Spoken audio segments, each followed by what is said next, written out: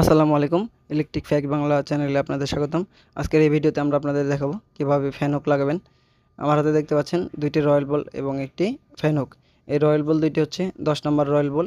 SS এর এগুলো, বাংলাগুলো আছে বা এমএস এর আছে, সেগুলো ভালো না, এগুলো অনেক ভালো। তো রয়্যাল বলের মাপে এই যে দেখতে পাচ্ছেন, এখানে যে বিটটি দেখতে পাচ্ছেন 10 নম্বর বিট, এই বিটের পরিমাণে আমরা টেপ লাগিয়ে নেব রয়্যাল বলের যে মাপ সেই মাপ অনুযায়ী। এরপর স্পটে আমরা বসে হুকটি বসিয়ে দাগ দিয়ে নেব এভাবে। এরপর ড্রিল মেশিন দিয়ে এটা ছিদ্র করে নেব। ছিদ্রটা আমরা ঠিক টেপ দিয়ে যতটুকু মাপ দিয়েছিলাম বা টেপের যে দাগটা এতটুকু পর্যন্ত ছিদ্র করতে হবে, বেশি করা যাবে না। বেশি ছিদ্র করলে রয়্যাল বলটা ভিতরে চলে যাবে। একটা ছিদ্র হয়ে গেছে, আরেকটা ছিদ্র করে নিচ্ছি।